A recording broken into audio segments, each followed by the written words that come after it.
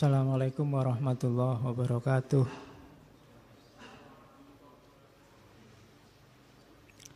Bismillahirrahmanirrahim.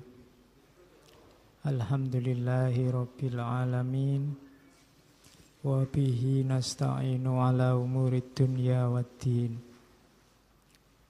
Allahumma salli wa sallim wa barik ala habibina wa syafi'ina Sayyidina wa maulana Muhammadin wa ala alihi wa ashabihi wa man tabi'ahum bi ihsanin ila yaumiddin. Amma ba'du, bismillah. Mari kita lanjutkan ngaji kita. Malam ini ketemu tokoh kritis yang ketiga. Ketemu beliau Antonio Gramsci. Jadi tugasnya filsafat itu secara umum sebenarnya cuma 3. Yang pertama memperjelas konsep. Yang kedua, menyusun argumen. Dan yang ketiga, mengkritisi. Episode bulan ini kita ketemu tokoh-tokoh yang mengkritisi. Kalau yang pertama memperjelas konsep itu, filsafat itu cerewet dengan konsep-konsep. Filsafat tidak suka kalau ada orang ngomong dengan konsep yang tidak jelas. Itu kayak mahasiswa baru yang pakai istilah-istilah keren, tapi dia sendiri tidak ngerti istilah yang dipakai itu maksudnya apa, artinya apa. Maka filsafat inginnya orang ngomong itu ya pakai, dia sudah jelas konsepnya. Banyak diskusi berjalan, banyak diskusi terjadi tanpa jelas konsepnya. Atau antara pihak-pihak yang diskusi ini ternyata konsepnya beda. Yang ini mendefinisikan itu, yang ini mendefinisikan hal yang berbeda. Jangan-jangan itu yang terjadi hari ini dengan viral kata-kata pribumi itu. Coba dicek lagi deh, kamu tidak usah gegeran dulu lah, belajar dulu. Nah itu tugas filosof itu sukanya gitu, apa-apa ditanyain apa sih maksudnya. Itu namanya memperjelas konsep. Pertanyaannya biasanya apa. Yang kedua, menyusun argumen. Kalau ini biasanya pertanyaannya mengapa. Mengapa itu ya jawabannya pasti alasan, pasti argumen. Mengapa kamu ngaji, mengapa kamu kuliah, mengapa kamu ikut parpol, mengapa kamu kampanye, dan seterusnya. Untuk hidup yang bertanggung jawab, sering-seringlah bertanya mengapa. Mengapa kamu masih mandi sehari 3 kali atau 3 hari tidak mandi-mandi. Itu bertanya namanya. Hidupmu biar bertanggung jawab. Mengapa masih, termasuk mengapa masih percaya sama agamamu. Kamu punya argumen tidak? Jangan-jangan cuma ikut-ikutan aja. Jadi mengapa? Sering-sering bertanya mengapa. Mengapa sih harus ikut ngaji? Wong sudah paham tema itu. Wong di kelas, di kampus juga sudah diajarkan. Itu mengapa namanya. Di kampus tidak terlalu jelas, Pak. Loh mengapa kok tidak jelas? Kamu yang males apa materinya kurang apa-apa? Itu mengapa? Baru yang terakhir criticizing. Kalau konsepnya jelas, alasannya jelas, baru masuk ke dunia yang ketiga, mengkritisi. Positioning. Kalau ada yang tidak pas, tidak cocok, diluruskan. Jangan anti sama kritik. Siapapun yang anti kritik, alamat dia tidak maju. Susah untuk berkembang. Berterima kasihlah kalau masih ada orang yang mengkritikmu. Berarti dia perhatian sama kamu. Harusnya kamu lebih terima kasih sama teman yang bisa mengkritikmu dibandingkan teman yang tiap hari oke aja, ayo aja, baik aja semua yang kita lakukan. Itu Biasanya malah dia tidak terlalu peduli sama kita. Maunya pokoknya ya lah, ini bagus enggak? Bagus. Kalau kayak gini cakep enggak? Ah, apa sih kamu yang enggak cakep? Itu mesti basa-basi. Beda sama teman yang memang care. Kalau enggak cocok ya dia bilang enggak cocok. Meskipun kritik menyampaikannya juga harus dengan cara yang baik.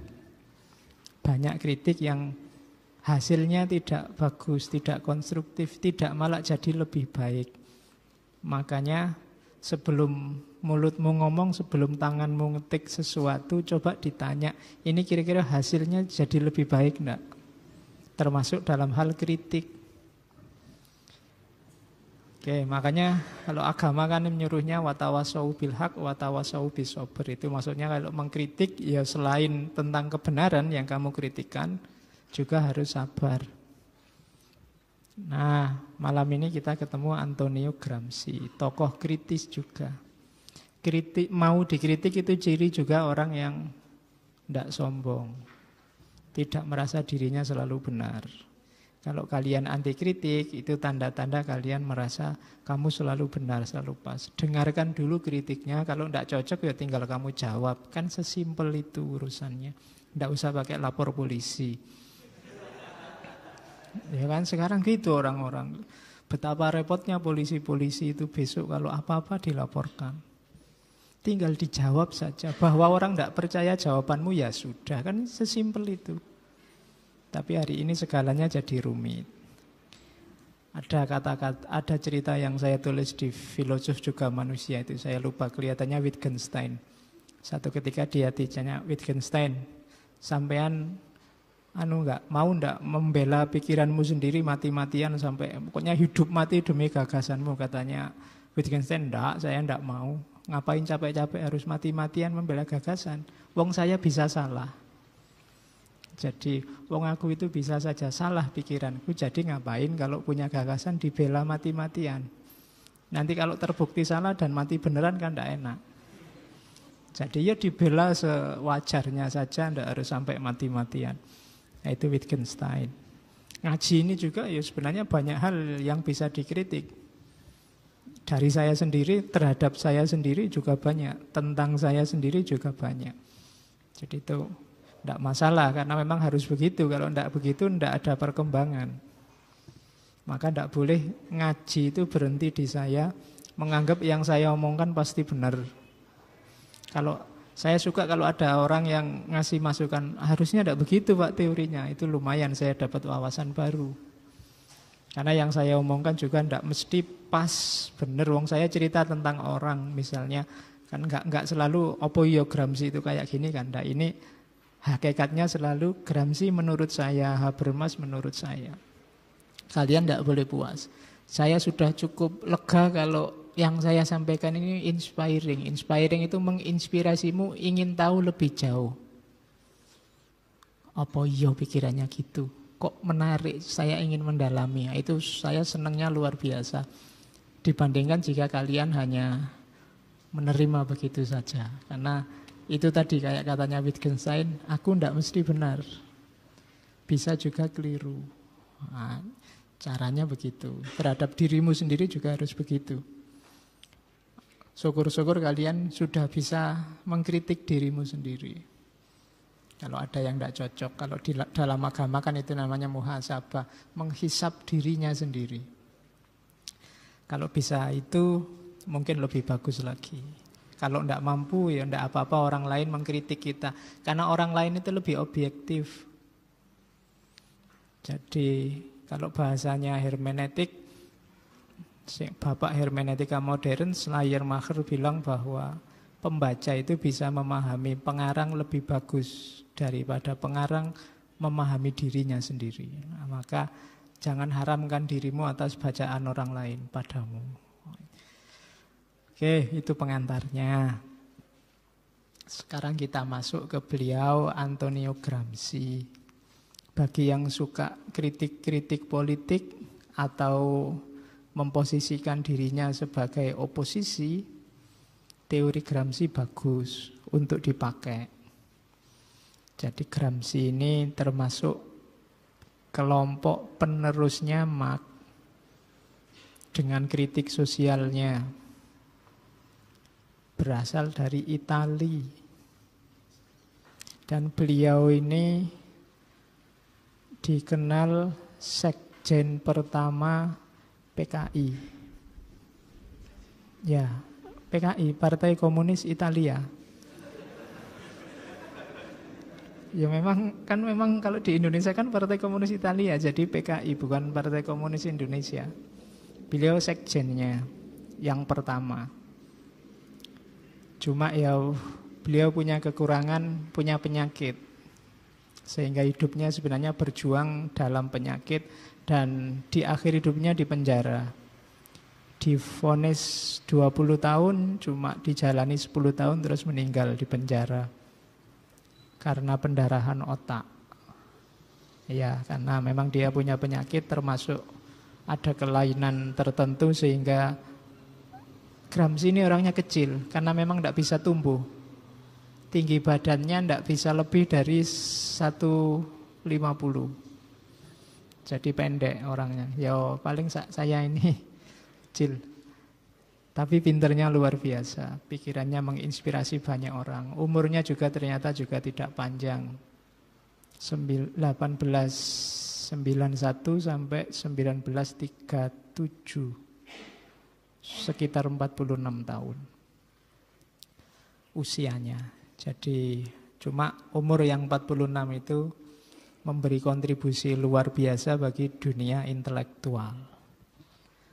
Khususnya dalam hal kritik sosial. Kita lihat satu-satu ya. Itu ada quote bagus yang sering dipakai orang dari Gramsci. Kalimat lengkapnya, I pessimist because of my intellect and I optimist because of my will. Jadi Kak, ini maksudnya ketika saya pakai intelekku untuk membaca betapa kacaunya dunia sosial, dunia politik di sekelilingku, aku jadi pesimis. Apa yo iso kita itu nanti bangkit? Apa ya bisa kita nanti makmur? Apa ya bisa kita nanti jaya lagi? Wong situasinya serumit ini, sekacau ini. Nah itu kalau hanya pakai intelek, kita semua mungkin sudah pesimis hari ini. Kita mimpi Indonesia jaya jadi macannya dunia misalnya. Apa ya iso? Apa bisa? Pesimis. Kita mimpi untuk menguasai dunia, juara dunia World Cup tahun. Apa ya bisa? Pesimis. Kalkulasi rasional memang tidak mungkin. Tapi I optimist because of the will. Tapi kalau melihat cita-citaku, melihat keinginan, harapan, aku masih optimis. Kenapa kita masih berani hidup, berani berjuang, berani bertanding? Karena kita masih punya cita-cita. Jadi kita masih tegak hari ini itu karena masih ada cita-cita. Coba tidak punya cita-cita apa-apa, sudah selesai. Kita sudah nyerah sejak dulu. Maka pessimism of the intellect, optimism of the will. Jadi kalau menggunakan akal saja, intelek saja, mungkin kita sudah pesimis. Kalau dikalkulasi rasional, apa ya bisa saya besok jaya Pak, saya besok kaya apa ya bisa. Dari keluarga miskin, kuliah juga pas-pasan ngutang terus, IP juga paling ya pas-pasan juga tiap hari dimarahi dosen, dimarahi teman. Nggak ada harapan, tapi kita masih punya will. Tapi kalau ada waktu saya pengen lah Pak bisnis-bisnis. Kalau ada waktu itu namanya harapan. Kalau tidak ada itunya sama sekali ya wassalam. Jodoh saya itu ada nggak ya Pak? Saya itu kalau dikalkulasi itu apa ya ada yang mau wajah kelihatannya ya tidak menjanjikan. Kekayaan apalagi, keturunan apalagi dari agama, katanya agama nomor 1. Saya itu agama ya 0 Pak, sholat ya males, apa ya males. Kira-kira ada jodohnya enggak ya Pak? Nah, itu kan kalkulasi rasional lama kamu dapat jodoh. Tapi kan kita punya will. ada harapan, ada cita-cita. Itu yang bikin masih tegak berdiri. Nah itu quote dari Antonio Gramsci. Jadi tidak masalah lah. Mungkin secara kalkulasi rasional hidupmu, hidup masyarakatmu, termasuk negaramu Indonesia ini ya berat dan lama. Tapi tidak masalah. Kita masih punya target-target cita-cita yang mungkin diwujudkan step by step. Oke, kita lihat. Jadi Gramsci ini memasuki era ketika terjadi revolusi-revolusi besar di dunia, revolusi Perancis, revolusi Rusia. Sementara cita-citanya Karl Marx kok tidak wujud-wujud. Kok tidak jadi-jadi, padahal itu cita-cita mulia, kesetaraan, kebahagiaan, kesenangan bersama. Tapi dilihat revolusinya jalan, tapi cita-citanya Karl Marx tidak keluar. Itu kan masalah. Katanya Gramsci, dia bertanya, mengapa terjadi kesenjangan antara teori Marxis dengan praktek politik kelompok proletar? Orang-orang kecil, buruh yang diteorikan oleh Karl Marx harusnya memberontak dan menang dan menguasai struktur politik sosial sehingga ekonominya berbalik arah dari anginnya ke kelompok borjuis. Sekarang dimenangkan proletar. Lu ramalannya Karl Marx itu kok tidak jadi, tidak jalan. Bahkan katanya Gramsci, dia tanya, kok lebih sukses di Rusia ya daripada di Barat zaman itu? Karena di Rusia kan ada revolusi Bolshevik. Mengapa kelas proletariat tidak dapat mengambil jalan yang diridhoi oleh Karl Marx? Maksudnya ya kok enggak gaya Karl Marx, kok enggak sukses ya di sana. Kenapa di Barat itu lahirnya malah fasis? Kayak di Italia itu kan terus ketemunya fasismenya Mussolini. Setelah berontak, setelah habis-habisan. Oke, jadi di Rusia setelah menjatuhkan itu nanti Bolshevik. Nanti kalau Gramsci tahu bagaimana nanti Rusia juga hancur, mungkin dia semakin pesimis lagi. Kenapa kok Marxisme itu tidak sukses ya? Ini problem dari dari Gramsci. Ya intelektual itu ya pertama-tama kamu harus nemu masalahnya. Begitu kamu salah identifikasi masalah, kayak orang sakit, salah diagnosis, ya kamu tidak akan sembuh. Kalau ada krisis lama, tidak selesai-selesai padahal diobati macam-macam, jangan-jangan identifikasi masalahnya keliru. Bukan itu penyakitnya, gitu loh. Kayak kamu sakit kepala, kamu anggap tumor, ternyata ya cuma migrain.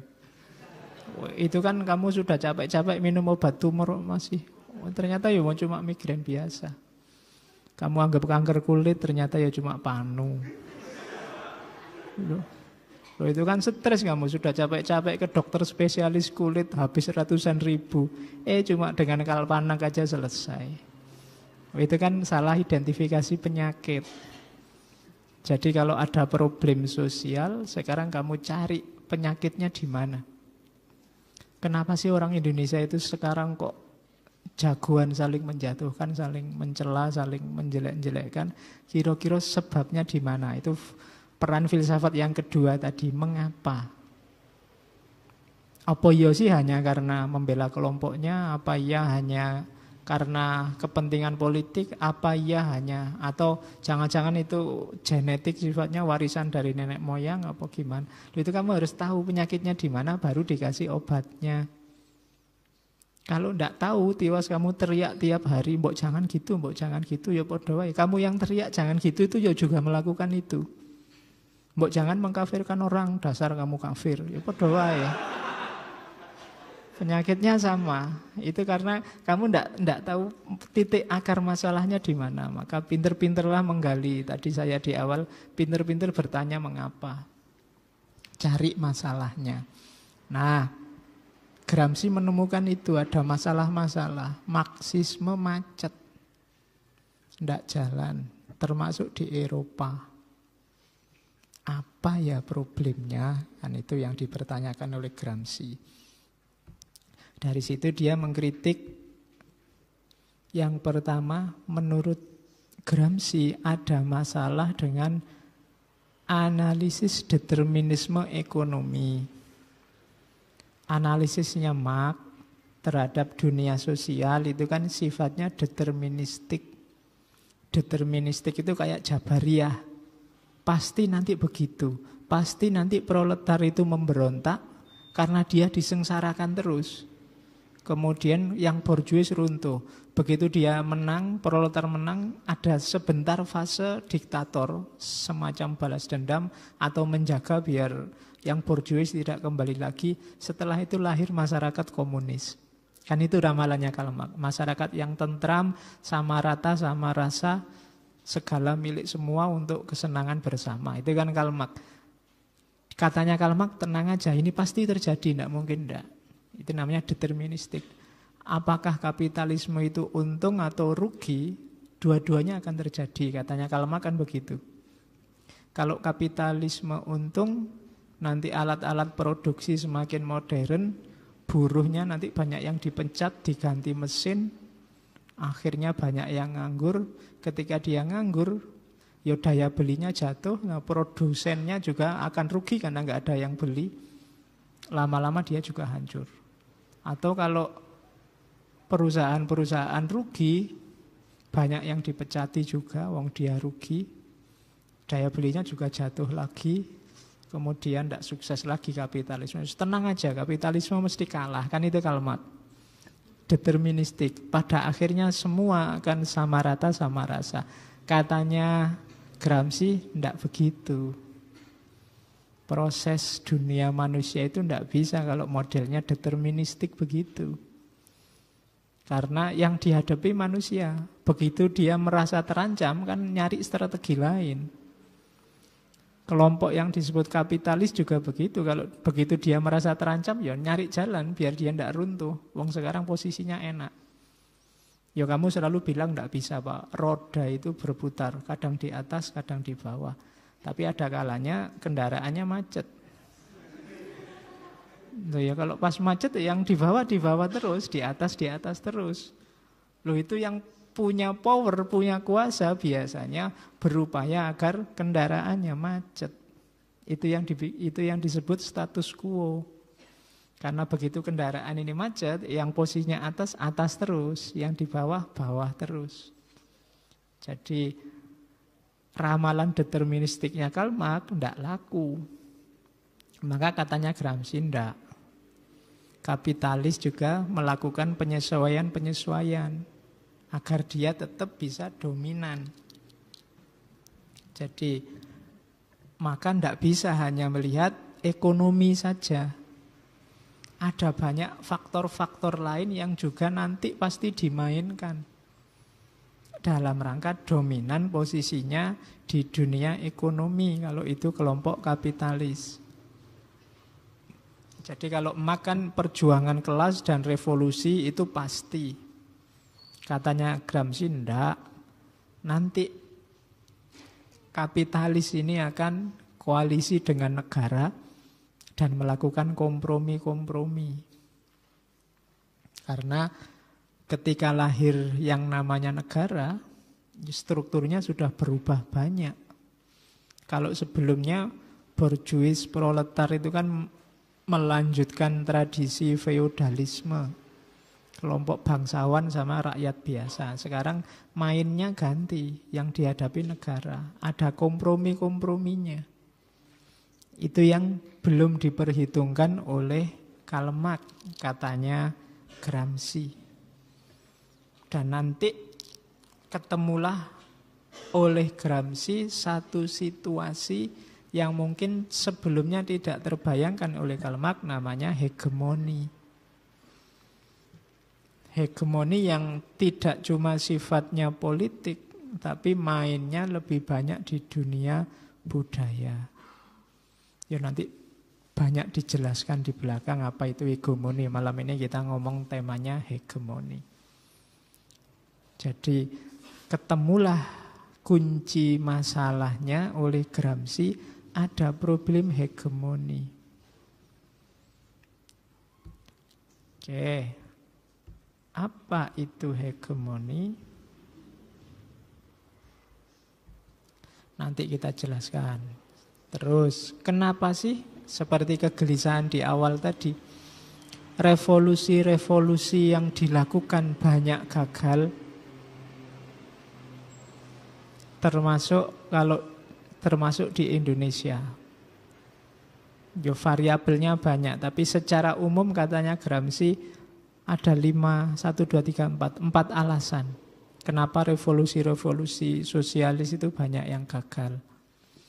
Yang pertama ada fenomena kaisarisme. Ya, nanti fenomena kaisarisme itu melahirkan kaisar baru, lahirnya kaisar baru, penguasa baru. Jadi fenomena ini lahir ketika pertarungan politik besar-besaran. Pertarungan perebutan kekuasaan yang melibatkan kekuatan sosialis dan kelompok yang tidak sosialis. Dan ketika pertarungan ini habis-habisan, dua-duanya jadi lemah. Dua-duanya sama-sama rusak. Yang namanya perang itu kan dua-duanya sama-sama rusak. Nanti akhirnya pihak ketiga masuk. Dan dia akan mengambil alih kekuasaan. Dua yang lain sudah lemes, terlalu lama perang. Apakah kelompok sosialis atau lawannya? Jadi kayak di Indonesia kan ada pertarungan kelompok-kelompok politik, tidak disangka-sangka masuklah tokoh alternatif yang kemudian menguasai segalanya. Itu fenomena kaisarisme.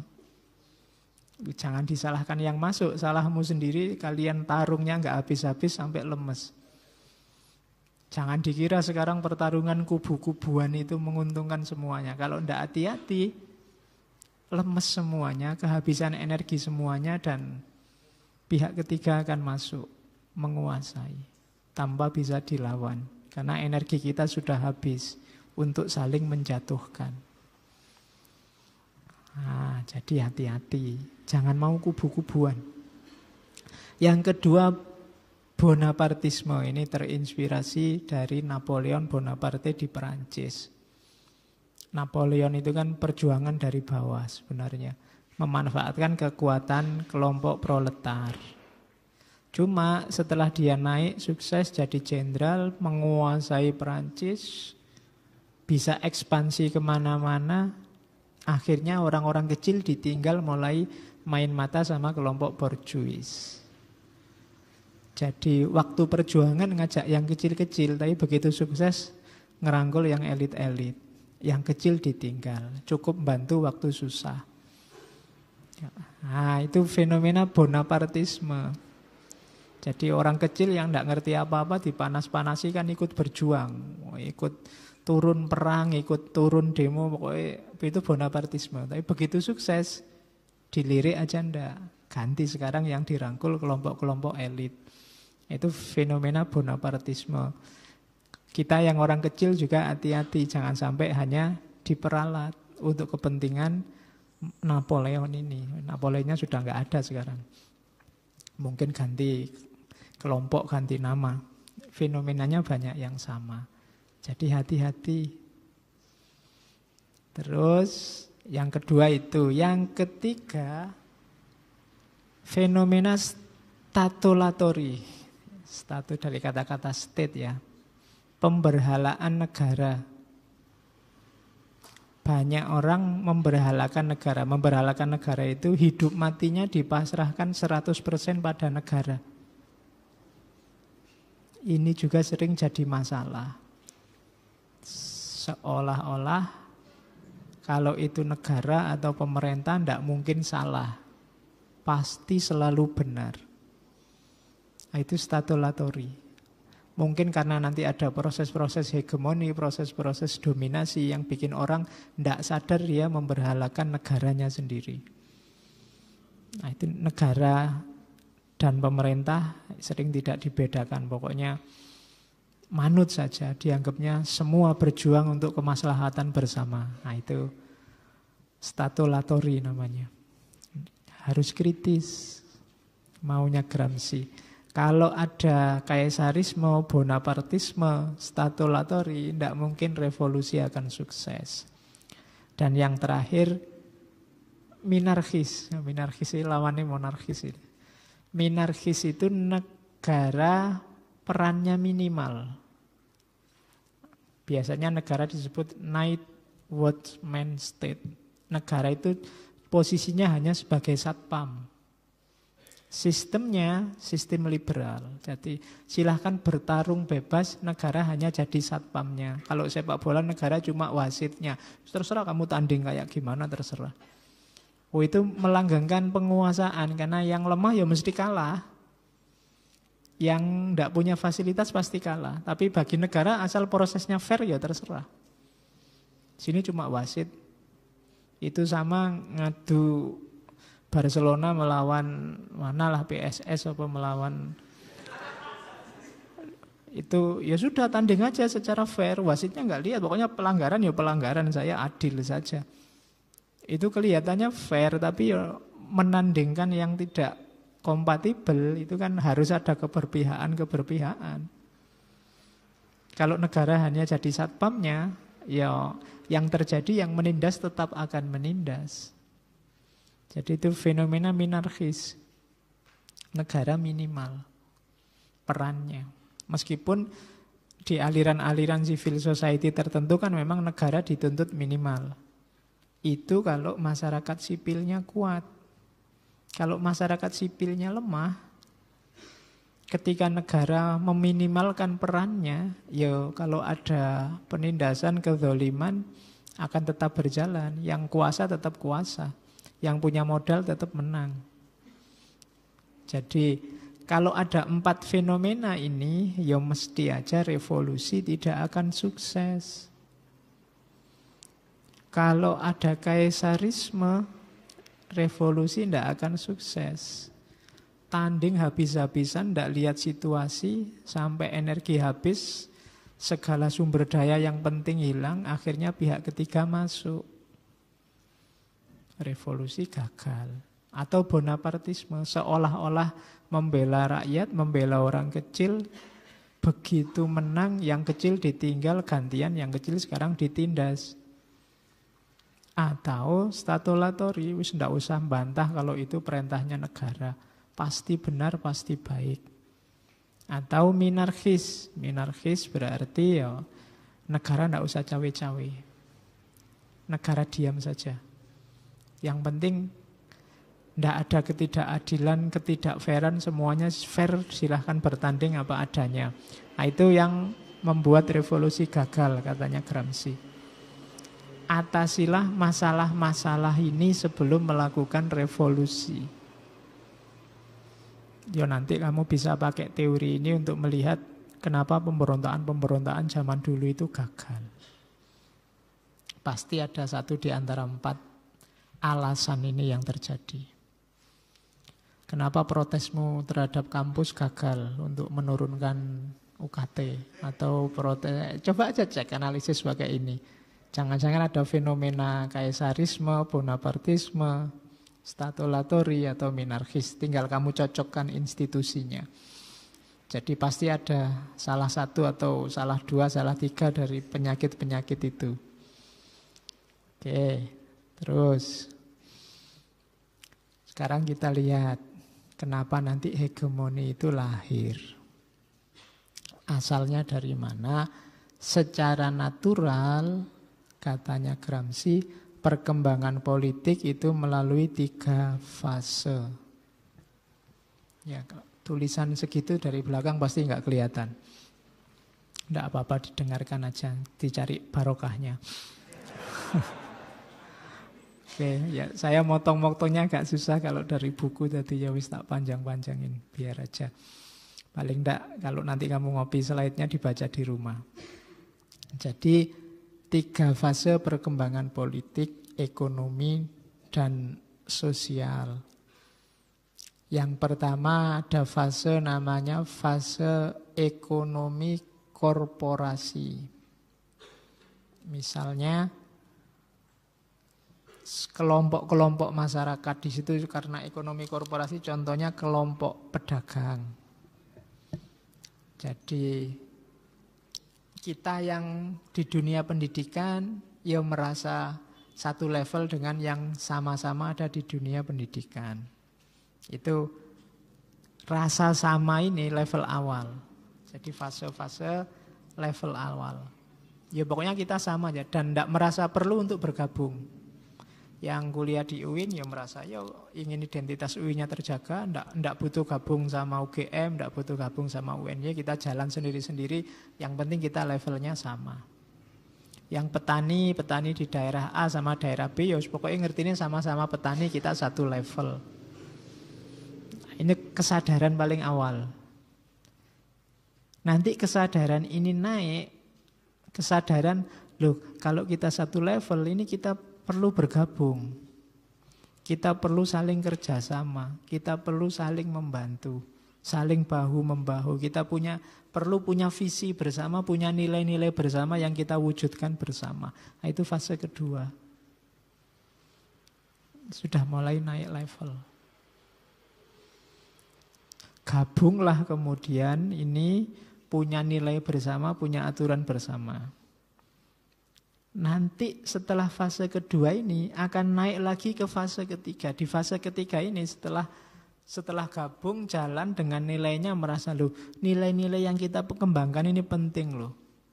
Kelompok lain meskipun bukan pedagang, meskipun bukan akademisi harusnya ikut nilai-nilai kita ini. Mulai terjadi namanya hegemoni. Nilai-nilai dari satu kelompok dikenalkan untuk dijalankan pada kelompok yang lain. Dilakukan strategi biar yang lain juga ikut nilai-nilai kita. Nah, itu fase ketiga. Fase namanya hegemoni. Apalagi plus ada kuasanya, maka terjadilah benar namanya dominasi. Jadi dari merasa satu level, kemudian naik jadi satu kelompok, satu lembaga, satu organisasi dengan nilai, kemudian mensosialisasikan nilai-nilainya kepada kelompok yang lain untuk diikuti. Jadi tiga, misalnya saya ingin Indonesia ini setara, kita orang Indonesia ingin setara, itu level awal. Kemudian yang punya ideologi kesetaraan, ayo gabung jadi satu, lahir partai. Kemudian partai ini mungkin menang, dia punya kuasa, kemudian ya platform kita, nilai kita itu sekarang kita wujudkan. Karena ini penting untuk seluruh masyarakat. Itu fase ketiga. Jadi setelah merasa senasib, kemudian bergabung, dan yang ketiga mempengaruhi yang lain. Sehingga anggotanya lebih banyak. Itu fase hegemoni namanya. Jadi perkembangan politik arahnya selalu ke sini nanti. Apalagi pertarungan banyak terjadi di fase ketiga. Biasanya fase pertama sama kedua itu terjadi natural, alami. Orang itu berkelompok-kelompok sesuai kecenderungannya. Tapi begitu masuk ke fase ketiga sudah pertarungan politik, sudah perjuangan. Bagaimana agar dia yang unggul dan bisa menguasai yang lain, mendominasi yang lain. Nah, itu tiga fase pertama perkembangan politik. Terus. Nah, alatnya, tadi kan fase terakhir itu hegemoni. Alatnya untuk menghegemoni apa? Untuk menguasai apa? Alatnya ada dua. Ada perangkat keras, ada perangkat yang lunak. Yang keras itu alat-alat yang bisa memaksa. Kalau yang lunak, alat-alat yang bisa membujuk. Kalau di kelas misalnya barang siapa tidak mau nggarap makalah, nilainya saya turunkan. Ini alat untuk memaksa, terpaksa kamu karena diancam oleh nilai. Kalau yang membujuk, ya mahasiswa itu harus pinter nulis. Oleh karena itu bikinlah makalah, penting loh itu untuk masa depanmu. Nah, itu alat untuk membujuk. Jadi hasilnya sama-sama kamu terpaksa membuat makalah. Cuma yang pertama kamu di pressure, yang kedua kamu seolah-olah sadar sendiri. Seolah-olah loh ya, karena kadang-kadang wujud kesadarannya kesadaran palsu. Ya, jadi kesadaran palsu itu janjane kamu ya ndak begitu. Cuma karena diprovokasi, ya, karena itu alat membujuk. Nanti yang membujuk itu yang jadi hegemoni. Sementara yang alat-alat yang keras, yang memaksa itu jadi namanya dominasi. Yang dominasi itu kalau negara ya polisinya, kehakimannya, kejaksaannya, tentaranya, TNI-nya, Densusnya, itu perangkat pertama. Kalau yang perangkat kedua mungkin lewat pendidikan, lewat lembaga agama, dan lain-lain. Jadi istilahnya nanti coercion sama consent. Coercion itu pemaksaan, kalau consent itu izin, kesepakatan. Ya, saya setuju. Untuk bisa setuju kan harus dibujuk, tidak dipaksa. Jadi tadi ya ada perkembangan masyarakat dari merasa satu level, kemudian merasa satu kelompok, kemudian mendominasi, menghegemoni kelompok yang lain. Ini bisa terjadi untuk menghegemoni, mendominasi kalau punya dua alat. Atau salah satunya. Bisa alat keras dan lunak atau alat keras saja dan alat lunak saja. Kamu sama temanmu mungkin agak susah mendominasi. Yang bisa menghegemoni. Menghegemoni itu ya dibujuk pelan-pelan biar mau. Kalau mendominasi diperintah. Yang bisa merintah biasanya yang punya fasilitas, punya kekuasaan. Misalnya satu kos, yang satu punya motor, yang satu tidak punya motor. Terus kalau ke kampus, akhirnya kan yang tidak punya motor bareng yang punya motor. Nah itu punya kuasa sudah untuk mendominasi yang tidak punya motor. Aku lagi bikin makalah kok susah sekali ya, mbok kamu bikinin. Kalau tidak kamu bikinin besok tidak tak anter loh. Itu dominasi sudah. Gitu loh. Tapi kalau levelnya setara tidak ada apa-apa, biasanya pakai persuasi, pakai model-model sehingga tidak sadar kamu dihegemoni, tapi sebenarnya mungkin kamu dipersuasi aja, dibujuk-bujuk. Membantu teman itu pahalanya besar. Jadi besok di surga itu orang yang sering membantu lama-lama, ya sudahlah. Nah, itu level bujukan. Yang dilakukan negara itu bisa begitu nanti. Tidak cuma maksa tapi juga membujuk. Oke. Dan yang bujuk itu namanya hegemoni. Itulah. Hegemoni itu sebenarnya konsepnya netral. Orang hidup itu sebenarnya saling menghegemoni. Saling membujuk sesuai gaya, sesuai kepentingan, sesuai keinginan yang bujuk. Orang dakwah itu sebenarnya proses menuju hegemoni. Orang pidato, ceramah, persuasi, provokasi, orasi itu sebenarnya arah menuju hegemoni. Sifatnya netral. Bisa baik, bisa buruk, tidak selalu jelek. Kalau yang pas menghegemoni memang orang baik, menuju yang baik-baik, ya hasilnya baik. Jadi kamu dipaksa untuk jadi orang baik, itu kan baik juga. Jadi konsepnya awalnya netral, cuma dalam Gramsci dipakai untuk mengatasi adanya pressure dari kekuasaan. Jadi ada kelas yang menguasai kelas yang lain dengan cara yang lembut. Dan yang dikuasai ini biasanya tidak sadar. Itu namanya hegemoni. Meskipun awalnya netral, tapi dalam teorinya Gramsci dipakai untuk menunjukkan adanya struktur yang menindas meskipun tidak secara kasar. Jadi lebih menunjuk pada kontrol kehidupan masyarakat. Jalurnya biasanya kebudayaan. Jadi kita itu tidak sadar dikontrol cara kita berpikir oleh yang punya kuasa lewat jalur-jalur budaya, itu namanya hegemoni. Tapi kalau lewat jalur keras, hukum, undang-undang, pemaksaan, itu lewat jalur dominasi.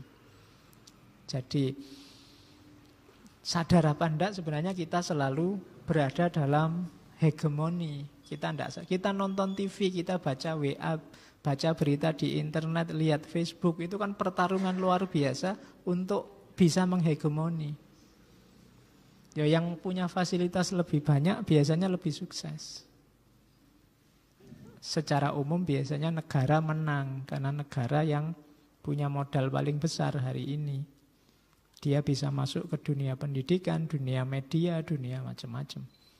Itu yang jadi fasilitas untuk melakukan hegemoni. Jadi tidak selalu dipaksa, tidak selalu dengan kekerasan. Jalurnya jalur kebudayaan. Biasanya yang menang ya kelas-kelas tertentu menghegemoni kelas yang lain. Jadi itulah hegemoni.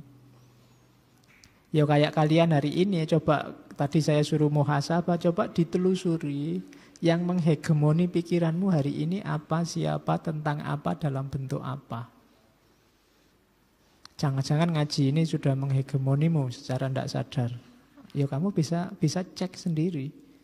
Kamu didominasi, dihegemoni, tapi kamu tidak sadar. Seolah-olah ya itu memang yang baik begitu ya Pak, yang bagus itu memang begitu ya, itu berarti kamu tidak sadar terhegemoni. Terus, prosesnya hegemoni terjadi gimana? Biasanya awalnya dominasi. Jadi, kekuasaan itu pada awalnya biasanya menggunakan dominasi. Powernya, apalagi negara. Dengan undang-undang, dengan perintah, dengan supremasinya dan seterusnya. Jadi dipaksa dulu. Kalau sudah dipaksa itu namanya dominasi. Biasanya terus stabil situasi. Harus begini, harus begitu, jangan begini, jangan begitu. Itu kan awalnya begitu, terus situasinya stabil. Kenapa tidak ada perlawanan? Karena memang rakyatnya masih situasinya lemah. Biasanya di awal begitu. Tapi pemerintah yang pinter, dia tidak akan berhenti di dominasi. Dominasi tadi kan keras. Dia akan masuk ke hegemoni. Kenapa harus masuk ke hegemoni? Karena ya lama-lama rakyat akan kuat, masyarakat sipil akan kuat. Kalau negara tidak beres, ya mereka akan berontak. Biar tidak berontak, ambil jalur hegemoni. Lewat pendidikan, lewat jalur budaya, mungkin lewat film, lewat lagu, lewat musik. Itu jalur hegemoni. Dan sifatnya hegemoni apa? Intelektual dan moral. Intelektual itu berarti caramu berpikir diarahkan. Moral itu berarti komposisi, perspektif tentang mana baik dan mana buruk diatur. Kalau ini baik, kalau ini buruk itu secara nggak sadar didiktekan padamu. Sehingga menurutmu ya yang baik ya itu, yang buruk ya itu. Mungkin lewat jalur pendidikan, lewat jalur media, lewat jalur ceramah-ceramah, lewat jalur. Nah, itu namanya hegemoni. Akhirnya cara hidupmu, caramu berpikir terbentuk sesuai yang diinginkan oleh kelas penguasa. Itulah hegemoni. Awalnya mungkin dipaksa. Ya kayak pokoknya dipaksa dilarang merokok, itu kan dipaksa. Merokoklah di tempat tertentu, itu kan dipaksa. Tapi kalau hanya pakai jalur ini, tidak akan tahan lama. Orang mungkin bisa mengkritik, nyari dalil, nyari argumen bahwa ngerokok itu hak asasi, macam-macam. Untuk ngimbangi ini apa? Masuk lewat jalur budaya. Mungkin lewat pendidikan, lewat fatwa agama, lewat... Ini namanya hegemoni. Lewat tulisan di majalah, di koran, di internet, di WA, di Facebook, terus. Akhirnya kamu terhegemoni, sudah merasa, oh ini yang benar, itu yang salah. Kamu tetap nggak bisa, tapi kan memang yang benar begitu Pak. Karena kamu sudah terhegemoni. Itu konsep hegemoni. Contohnya saja. Jadi... hati-hati, kalau lewat dominasi mendeteksinya gampang. Karena jalur keras. Aturan, hukum, pemaksaan itu kan keras. Tapi lewat hegemoni jalurnya halus. Kalau tidak waspada ya kita akan terhegemoni. Ya meskipun tadi seperti di awal ya tidak selalu jelek. Tapi terhegemoni itu tanda-tanda kita tidak bebas mengekspresikan diri sesuai keinginan kita. Kita tidak sadar pelan-pelan disetir. Nah, itu hegemoni. Jadi lahirnya hegemoni itu nanti melewati tahap, diawali dominasi dan terus hegemoni. Tahap pengarahan. Jadi disuruh dulu baru dinasehati. Disuruh dulu baru diprovokasi. Itu tahap-tahapnya begitu. Jadi mungkin negara, institusi, ya levelnya sebenarnya enggak besar kayak negara. Awalnya datanglah untuk ngaji ini, datanglah diperintah. Tapi begitu ngaji terus diprovokasi. Ngaji ini barokah, paham enggak paham ngaji saja, nanti pahalanya. Nah itu semacam doa, pengarahan. Lama-lama kamu enggak usah disuruh, enggak usah pengumuman capek-capek di WA, di Facebook, mesti teko dhewe. Kenapa? Sudah terhegemoni. Nah, nanti pulang dari sini mikir lagi. Apa yo kamu harus selalu ikut ngaji? Jangan-jangan sudah terhegemoni. Ya enggak masalah, memang harus kritis ya. Memang filsafatnya sendiri nyuruh begitu. Jadi biar semua keputusan itu lahir dari dirimu sendiri dan kamu pertanggungjawabkan sendiri. Orang yang disetir itu kan tidak enak, meskipun benar. Jadi paling tidak segala masukan, segala ceramah, segala nasihat itu kan memberi pertimbangan, keputusannya kamu sendiri. Tapi kalau sifatnya hegemonik itu mengarahkan pelan-pelan. Mau tidak mau kamu akan menyimpulkan ke sana nantinya. Nah itu kan tidak enak. Tapi kamu tidak sadar. Kamu merasa ya itu yang baik. Yang benar memang itu ya Pak. Kenapa? Karena kamu tidak sadar. Atau sadar tapi kesadarannya kesadaran palsu. Kesadaran palsu itu harusnya kamu menyadarinya tidak begitu. Tapi kamu sadari begitu. Karena apa? Ditanamkan. Diarahkan ke sana. Nah itu yang terjadi. Jadi dari dominasi kemudian pengarahan. Hegemoni ada levelnya. Ada level 1, level 2, level 3. Ada hegemoni total. Ini berarti kita sudah ditelan habis-habisan oleh sistem. Namanya hegemoni integral. Kita sudah jadi aparatnya ideologi, aparatnya sistem secara total. Baik lewat jalur dominasi maupun lewat jalur hegemoni. Kita sudah jadi anak buah kalau hegemoni total itu.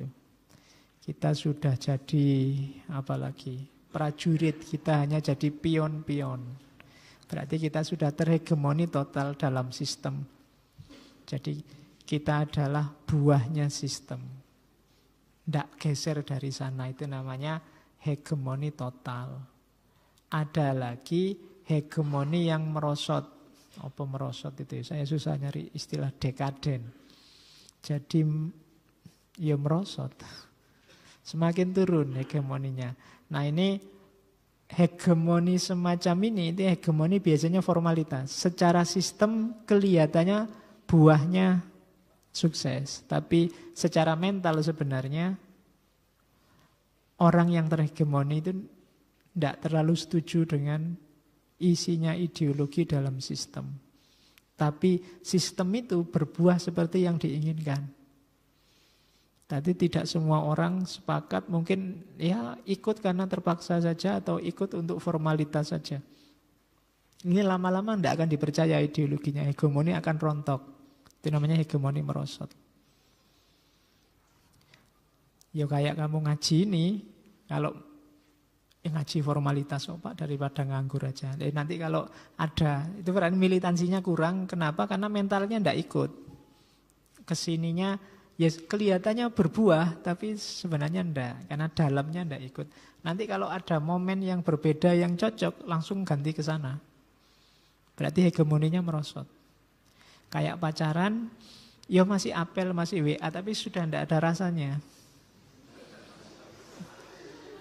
Jadi sebelum ada gantinya, Ya sini dulu lah, tapi nanti kalau ada ya. Nah, itu namanya hegemoni merosot. Sudah enggak, kalau hegemoni total itu kan pokoknya 100% hanya dia. Lahir batin wis pokoknya. Hidup mati. WA, Facebook, internet semua, Instagram semua gambar dia, enggak ada yang lain. Nah, itu sudah hegemoni total itu pokoknya. Ya. Cara hidupmu, cara ekspresimu, pokoknya yang terbayang dia terus ya sudah. Dirimu sudah habis terhegemoni berarti. Nah, ada yang merosot. Merosot itu ya ketoke sih pacaran ya masih saling menjemput, masih saling WA, masih saling say hello, kalau mau tidur masih tanya sudah tidur gitu. Terus jawabannya sudah tapi bisa jawab. Terus yang sini bilang I miss you, sana I miss you too. Terus miss you too lagi, ora entek-entek. Jadi tapi ternyata di dalamnya ndak ada rasanya, yaitu cuma nunggu momen aja pokoknya. Kalau ada yang lain yang lebih sip ya tak tinggal. Ah, itu namanya hegemoni merosot. Ada lagi hegemoni minimum. Jadi hegemoni minimum itu ya memang kompak, kesatuan ideologisnya masih ada, tapi negara sudah tidak boleh campur tangan lagi. Jadi secara resmi mungkin masih pacaran, wong belum ada gantinya, tapi kalau ini sudah tidak jemput lagi, tidak sering WA-an lagi, sudah, nah itu berarti sudah minimum. Sudah nggak saling say hello lagi, tapi ya putus juga belum. Jadi goodbye juga belum, ya masih sok sekali-sekali jemput lah, sekali-sekali gue pantes-pantesan. Nah itu hegemoninya minimum. Jadi ya coba yang punya pacar dicek ya, sudah hegemoni total apa hegemoni merosot apa hegemoni minimum. Kalau minimum itu sudah kurang dikit lagi sudah wallahu a'lam bishawab. Jadi sudah mau selesai. Nah, negara juga begitu. Kalau ada negara yang hegemoni total, rakyatnya full service 100%. Baik lewat jalur dominasi maupun lewat jalur hegemoni. Ada yang merosot. Merosot itu ya rakyatnya sih masih menjalankan kewajiban-kewajiban sebagai warga negara. Tapi keterikatan, rasa memilikinya mulai perlahan-lahan luntur. Ada yang hegemoni minimum. Ini sudah, kalau bisa misah aja deh, nggak usah negara ini. Itu berarti hegemoninya minimum. Sudah tidak kuat, sudah benci luar biasa sama negaranya. Itu berarti negara sudah mulai kehilangan kekuasaan atas rakyatnya. Nah, itu tingkat-tingkatan hegemoni. Terus isinya hegemoni apa? Ideologi. Yang menghegemoni tadi apa sih? Ideologi. Yang membujukmu sehingga cara hidupmu seperti yang diinginkan oleh sistem. Itu apa? Ideologi-ideologi. Ya contoh kecil, kayak dulu zaman Orde Baru ada penataran P4. Itu kan sebuah struktur ideologi yang harus kamu ikuti dengan segala cara, dengan segala jalan. Ada jalurnya, lewat jalur pendidikan, lewat jalur pemerintahan, lewat jalur hukum. Nah, itu ideologi. Dan tidak ada fase politik yang tanpa ideologi. Setiap fase politik ada ideologinya dan semuanya mengusahakan untuk menghegemoni. Ya tadi contohnya Orde Baru, tapi semua orde yang lain juga menawarkan ideologinya masing-masing. Dan ingin menghegemoni, kalau negara menghegemoni warganya. Itu pasti. Jadi ideologi itu apa isinya? Ya kepentingan kelompok yang berkuasa, yang dominan. Jadi yang cocok sama kepentingannya yang punya kekuasaan. Kalau pakai definisinya Gramsci, interest of dominant group presented as interest of all. Kepentingan kelompok dominan yang ditampilkan sebagai kepentingan semua orang. Jadi ideologi itu ya ideologinya yang menang pasti. Yang itu kemudian dilegalisir, kaya ijazah ya, disahkan sebagai ideologi negara. Kalau itu negara atau ideologi mayoritas, ideologi semuanya kalau dalam lembaga. Ini kalau lembaga kecil misalnya, ini sebenarnya miliknya satu orang. Yang satu orang ini kebetulan jadi ketuanya. Akhirnya ya ini yang dilegalisasi, yang dianggap sah sebagai pendapat semuanya. Nah itu ideologi dalam hegemoni. Jadi ideologi itu kan biasanya berawal dari dogma-dogma kepercayaan, kemudian dirasionalkan, namanya jadi doktrin, kemudian dirumuskan unsur praksisnya. Lahirlah dia jadi ideologi. Kepercayaan itu lahirnya dari mana? Ya mungkin di situ ada nilai-nilai dan rasionalisasi. Jadi prosesnya itu nilai, dogma, doktrin, dan akhirnya jadi ideologi. Ketika sudah ideologi, biasanya sudah ada rumusan-rumusan praksisnya.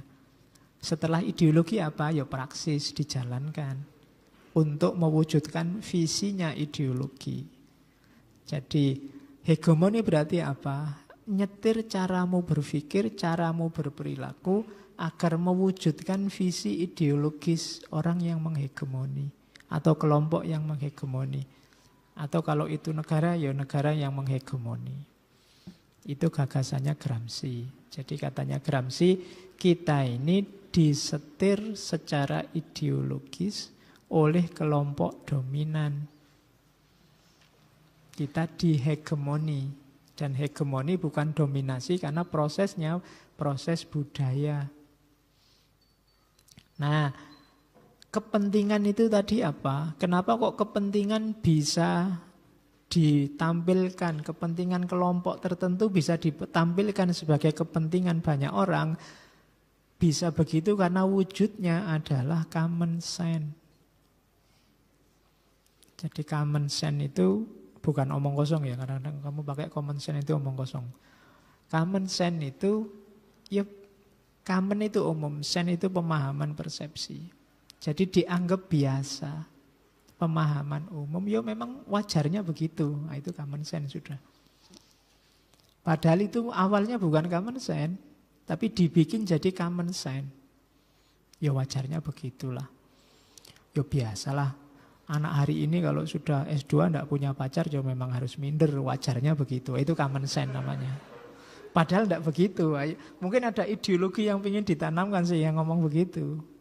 Jadi seolah-olah common sense, padahal tidak. Beliau katanya siapa kok wajarnya begitu.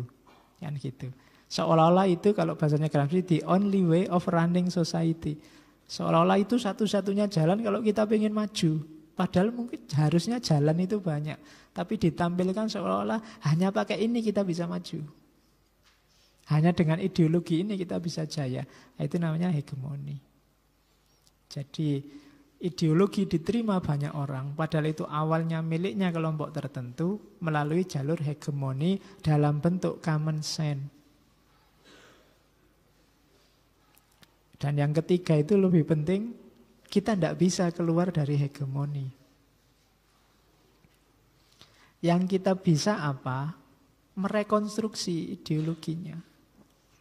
Karena manusia itu mau tidak mau pindah dari satu ideologi ke ideologi yang lain. Kalau kita tidak setuju ini, ya nanti kita akan ke sini. Kalau nggak setuju ini, atau selalu begitu. Jadi poinnya ada kita mau disetir orang lain atau kita nyetir diri kita sendiri. Maka tidak bisa kita keluar dari hegemoni. Yang bisa kita lakukan apa? Rekonfigur. Sesuai kepentingan kelas kita. Ya karena melanjutkan banyak pakai istilah kelas. Kelas-kelas dalam masyarakat, kelas elit politik, kelas borjuis, kelas kapital, kelas proletar, dan seterusnya. Jadi kita tidak bisa keluar dari hegemoni, tapi kita bisa menstruktur ulang, menyusun ulang agar cocok sama kepentingan kelas kita. Kita gunakan saja ideologi itu untuk kepentingan kelas kita. Itu maksudnya Gramsci. Terus, common sense itu cirinya apa? Biasanya, biar kita tidak terjebak, munculnya dari lingkungan sekeliling kita. Sering disebut sebagai pengetahuan umum. Dan kita anggap biasa, ya memang itu yang benar-benar terjadi. Yang kedua, common sense itu dengan definisi itulah, dengan pemahaman itulah kita berkomunikasi dengan orang lain. Itu biasanya common sense. Misalnya PKI, istilah PKI di Indonesia, P itu kan harusnya partai. Tapi di Indonesia orang bisa disebut PKI. Meskipun organisasinya tidak ada, tapi orangnya kamu PKI ya. Satu orang itu bisa jadi partai.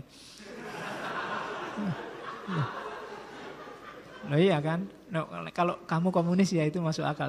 Bisa kamu partai komunis ya. Lah saya cuma satu kok jadi partai. Tapi kita paham maksudnya, ya biasa itu. Itu namanya common sense. Seolah-olah normal saja, padahal kalau dipikir-pikir kok iya ya. Itu namanya common sense. Jadi, dan kita berkomunikasi dengan itu. Kalau pakai definisi yang berbeda, orang malah bingung. PKI harusnya Partai Komunis, saya punya definisi sendiri Pak. Saya PKI itu penggemar kopi Indonesia Pak. Jadi, kamu PKI ya, kamu penggemar kopi ya. Oh ya oke sih, kamu hati-hati. Kamu pakai definisi berbeda, kamu bisa ditangkap polisi.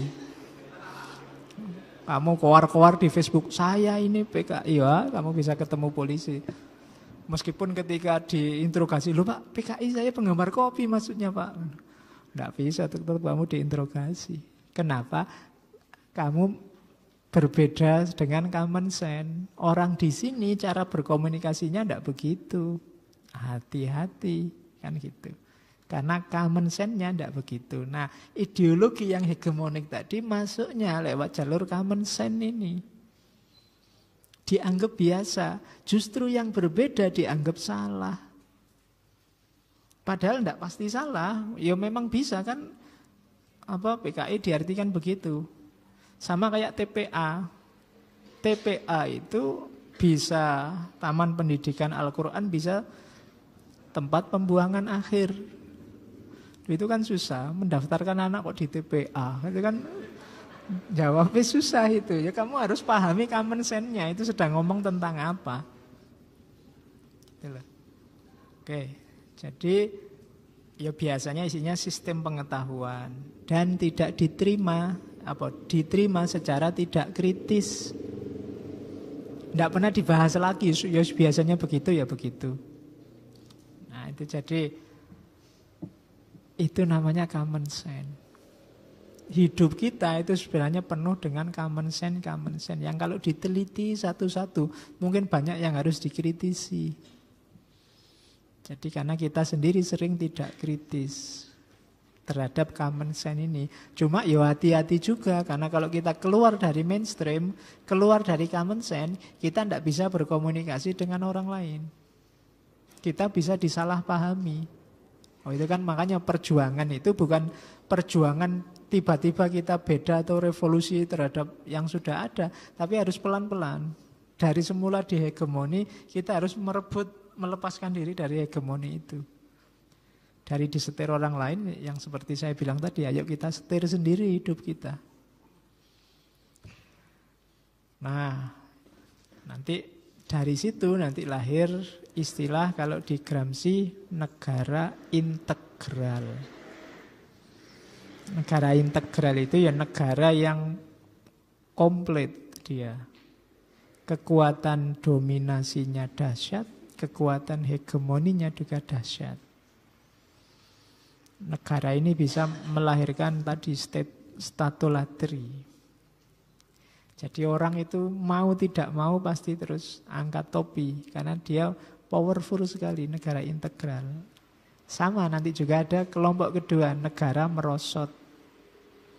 Negara merosot itu tujuannya tercapai, cuma para pelakunya tidak merasa memiliki, tidak merasa terikat dengan sistem. Atau ya yang terakhir, negara minimal sudah tidak punya peran apa-apa lagi. Semuanya serba dikuasai, semuanya serba diatur. Nah, itu jenis negara sebenarnya. Terus,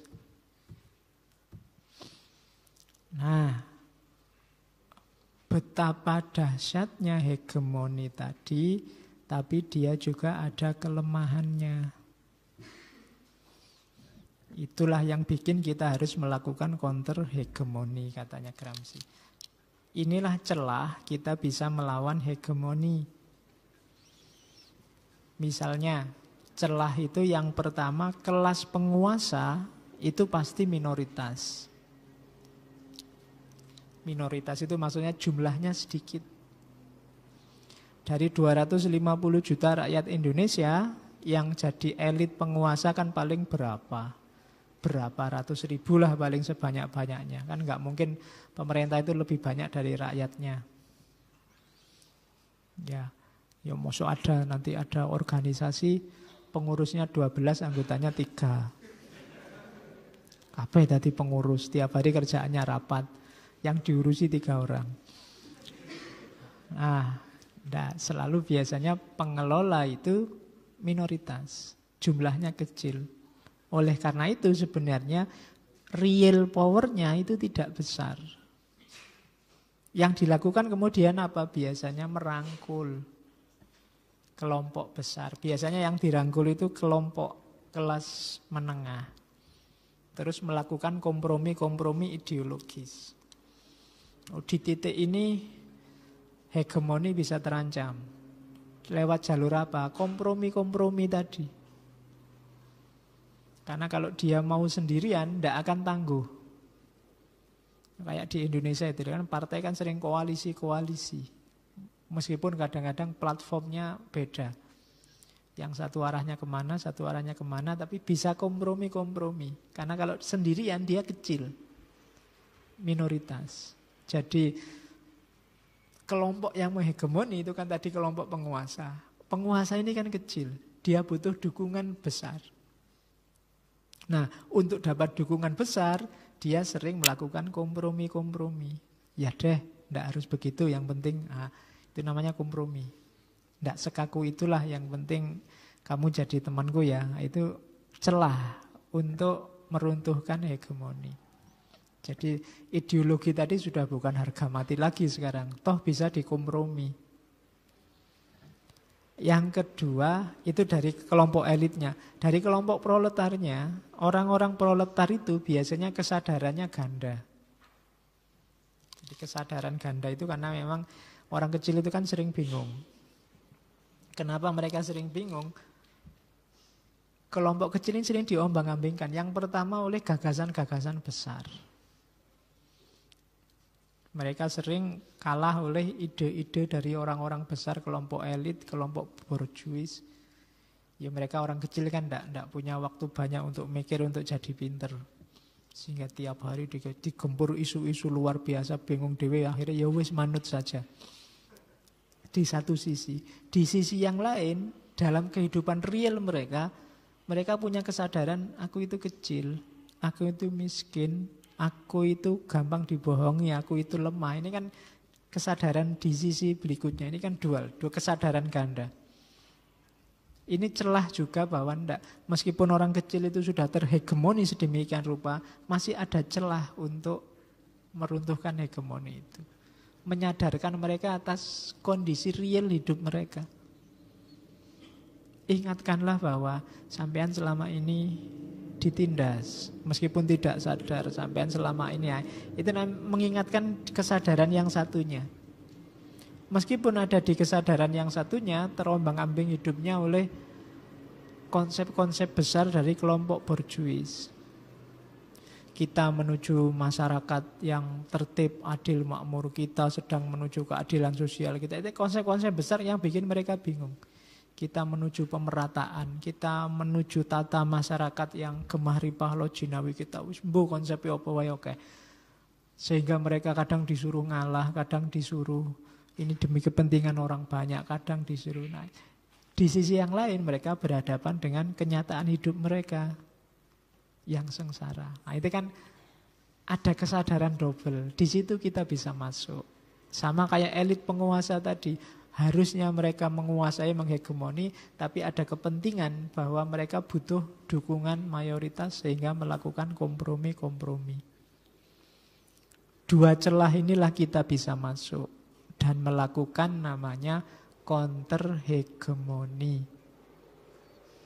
Counter itu maksudnya lawan, counter. Saya tidak tahu di Indonesia itu tempatnya bayar kok sering counter. Counter HP, apa maksudnya melawan HP apa gimana? Jadi counter hegemoni itu kita lawan. Kita bikin hegemoni tandingan. Versi kita. Oh, itu kan logikanya kayak daripada dihegemoni kan mending kita yang menghegemoni. Kan gitu maunya Gramsci. Sesuai kepentingan kita. Toh kepentingan kita bagus kan gitu maunya gitu. Oh nanti kalau kita sudah menghegemoni akan lahir counter hegemoni baru. Hidup memang begitu, tidak masalah. Cuma kan kita harus berusaha untuk menang. Masa Pak hidup itu memang begitu kok Pak, kita dihegemoni nggak masalah. Tidak boleh begitu katanya Gramsci.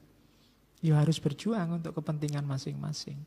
Ini yang agak beda sama kemarin Habermas. Kalau Habermas agak lugu minggu lalu bahwa manusia itu kan yang penting komunikasi, rundingan, dialog, semua urusan beres. Kalau di Gramsci ya tidak sesederhana itu.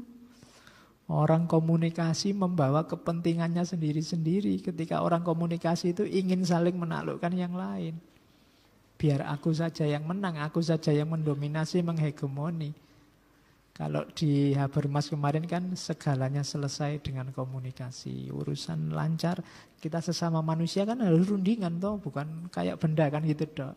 Tapi ini lanjutannya dari Gramsci ya, tidak sesederhana itu. Ruang publik itu tidak selugu itu. Hanya dengan komunikasi terus banyak masalah selesai. Ada kepentingan beragam yang tawuran di situ. Saling ingin mengobjekkan, saling ingin menghegemoni.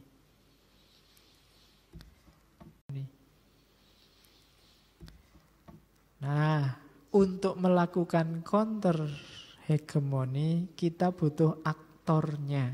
Kita butuh pelopor-pelopornya. Siapa pelopornya? Kelompok namanya intelektual organik.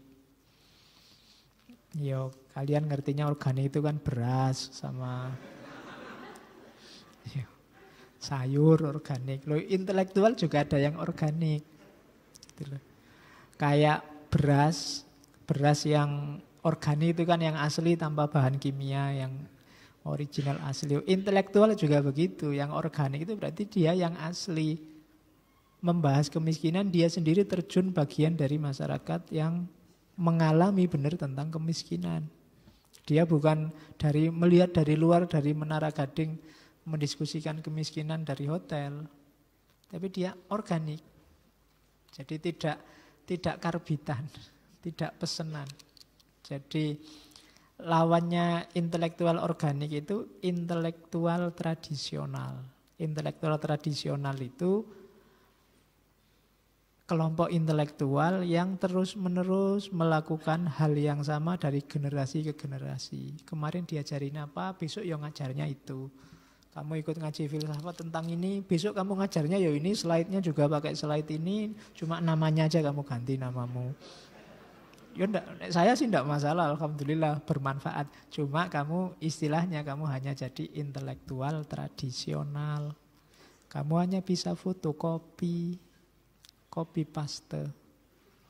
Jadi intelektual copy paste. Jadi ya biasanya guru itu punya kecenderungan itu. Filosof tertentu, ilmuwan tertentu, seniman tertentu hanya melanggengkan status quo yang ada.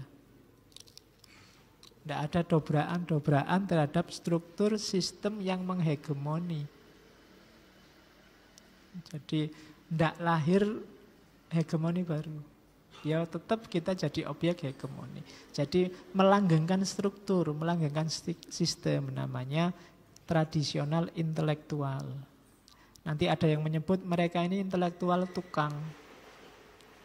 Tukang itu kan ya tergantung pesanan. Tapi mereka banyak yang tidak sadar sebenarnya mereka itu hanya pesanan. Ada yang lebih penting yaitu intelektual organik, organik intelektual. Ini yang tidak cuma menjelaskan kehidupan sosial, tidak cuma cerita, bikin tesis, bikin skripsi tentang masyarakat, bikin posting tentang pembebasan dan seterusnya, tidak begitu. Tapi mereka ini juga ikut bertanggung jawab, juga memihak, membela secara objektif masyarakat, berperan secara fungsional agar masyarakat tidak terhegemoni. Ini namanya intelektual organik. Mereka tidak cuma melanjutkan gagasan lama yang sudah stabil, tapi juga menghindarkan masyarakat dari terhegemoni. Mereka terjun langsung ke lapangan. Nah, itu peran kaum intelektual dalam gagasannya Gramsci. Siapa sih intelektual itu? Ya katanya Gramsci, sebenarnya setiap orang itu intelektual. Kan dulu di ngaji-ngaji awal saya bilang ya setiap orang itu filosof. Kalau katanya Gramsci ya setiap orang intelektual. All men are intellectual. One could therefore say. Orang boleh saja bilang bahwa setiap orang intelektual.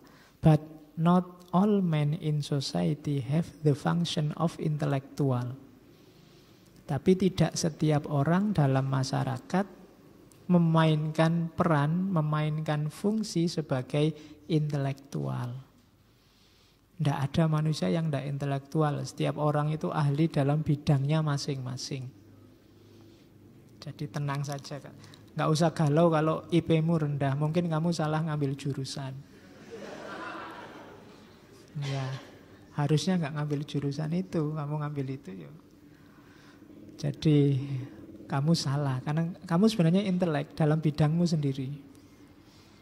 Jadi ya mungkin ada yang bidangnya fisika, IPA, matematika, biologi. Ada yang bidangnya santai-santai dan males-malesan. Ada yang bidangnya serius, ada yang bidangnya. Setiap orang ahli. Tidak ada orang, saya sering bilang tidak ada orang bodoh yang ada orang males. Kalau kamu tekun akan ketemu keahlianmu di mana. Sekali-sekali coba ya kamu telusuri sebenarnya bakat dan minatku itu di mana sih. Bakat dan minat itu kan kamu sendiri yang tahu. Kamu merasa senang luar biasa, menikmati, enjoy itu ketika ngapain. Saya itu santai, enjoy itu Pak kalau pegang HP, kuota banyak, internet lancar. Ya mungkin kalau bidangmu itu harusnya kamu dulu ngambil teknik informatika atau apa. Ini ya tidak diterima ya Pak. Ya wis nasibmu. Jadi katanya Gramsci ndak. Nah, karena itu setiap orang harusnya memainkan peran inteleknya. Ya meskipun faktanya tidak semua begitu. Jadi menurut Gramsci setiap orang itu ya filosof, ya intelektual. Apakah dia ngaku apa enggak itu ya enggak masalah. Kenapa sih kok disebut itu? Ya kan setiap orang selain intelek di bidangnya masing-masing kan setiap orang juga memahami dunianya, versi dirinya. Itu kan intelek. Orang desa paling terpencil sekalipun mereka kan juga memahami dunianya sesuai perspektifnya. Selama masih manusia dan masih berpikir pasti intelektual. Kecuali sudah malas mikir. Ya itu sudah bukan manusia karena cirinya manusia kan mikir. Jadi hati-hati. Saya malas mikir Pak. Ya wis berarti kamu bukan manusia. Oke, jadi berperan sebagai intelektual itu berarti apa? Ya memahami hidupmu secara faktual, memahami historisitas sejarahmu. Saya bilang tadi, mempertanyakan konsep, memperjelas konsep, bikin argumen dan mengkritisi, mempertanyakan common sense. Apa iya memang harus begitu? Kenapa sih sepak bola itu harus 45 menit? Mbok dikurangi dikit apa ditambah dikit apa enggak bisa? Itu kan termasuk contoh jenis common sense yang harus kamu kejar. Nah yang kalau sepak bola anak kecil-kecil itu apa ya harus dipaksa 45 menit. Mungkin ya 10 menit, seperempat jam sudah selesai. Wong kasihan mereka. Tapi kalau pas yang main sip-sip ya mbok ditambahi jamnya. Misalnya, itu kan kritis namanya. Common sense. Siapa sih yang bilang kamu harus makan sehari 3 kali itu misalnya. Kamu kan tidak pernah ngejar pertanyaan ini. Apa iya harus 3 kali? Siapa tahu harus 5 kali. Loh ya kan kamu enggak tahu. Loh, siapa ngerti setelah kamu teliti harusnya 5 Pak kita makan itu misalnya. Tapi kan kamu enggak pernah kritis. Ya banyak itu contoh common sense awur-awuran, tapi kan banyak loh common sense di sekelilingmu yang harus kamu tanyakan. Yang mewajibkan kamu kuliah itu siapa? Tugasmu itu wajib kuliah apa wajib cari ilmu? Kalau ilmu kan apa mesti harus di kuliahan? Bisa kamu dapat di mana-mana. Kan gitu. Saya cita-citanya jadi bisnismen, Pak. Nah sekarang kuliah di mana? Tafsir, Pak. Nah. Oh ya, bisnismen ya, cita-citanya kuliah yang tafsir. Ayo, katanya bapak saya yang penting kuliah itu, Pak. Yo, mana? Itu namanya common sense. Banyak common sense. Cuma karena sudah terlanjur jalan, orang tidak berani mendobrak itu.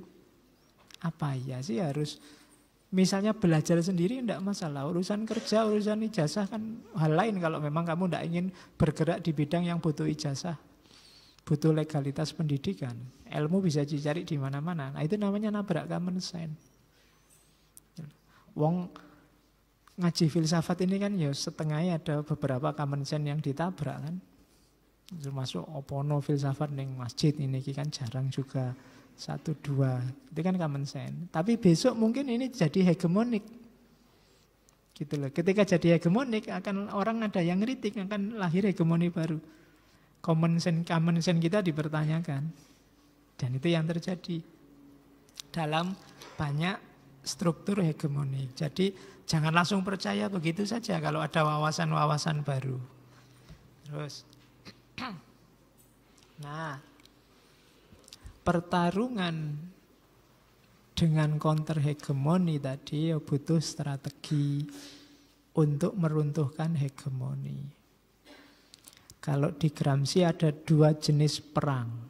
Yang pertama war of movement dan yang kedua war of position. Jadi 2 jenis perang. Yang pertama war of movement. Ini perang beneran, perang fisik. Kayak zaman Soekarno waktu bolak-balik bilang revolusi belum selesai, itu war of movement. Perang beneran melawan Belanda secara fisik. Ini katanya Gramsci dilakukan ketika civil society, masyarakat sipilnya lemah. Kalau masyarakat disuruh pinter dulu, dididik dulu, kemudian mereka sadar dan menolak hegemoni, prosesnya terlalu panjang, bisa berlarut-larut, malah jatuh dalam penjajahan habis-habisan. Maka war of movement, perang aja sudah. Nah, itu mungkin di beberapa organisasi komunis di beberapa negara melakukan itu, karena memang memberdayakan masyarakat itu tidak gampang. Akhirnya revolusi fisik, war of movement.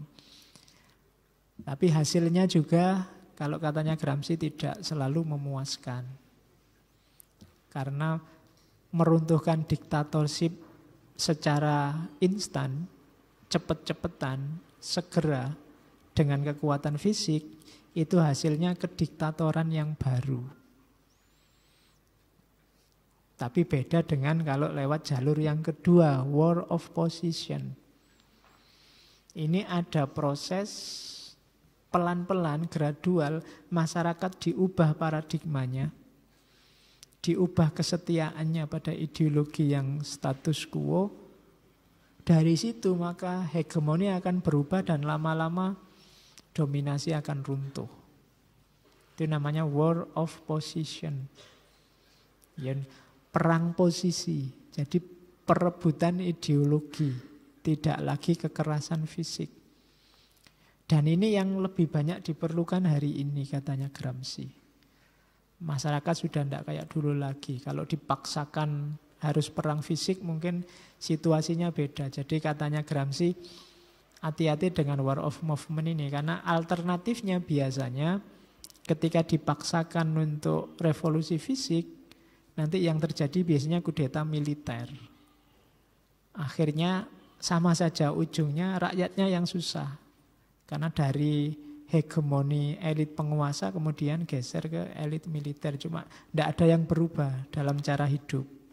Maka katanya Gramsci, peranglah war of position untuk situasi hari ini. Jadi prosesnya memang pelan-pelan. Ada proses pemberdayaan, ada proses pemintaran, ada proses sampai orang sadar sendiri situasinya kemudian ingin berubah sendiri. Kalau Gramsci mencontohkan yang war of movement itu misalnya di Rusia waktu menjatuhkan Tsar. Itu kan revolusi Bolshevik itu kan. Cuma memang berdarah-darah. Kalau yang war of position itu di Italia.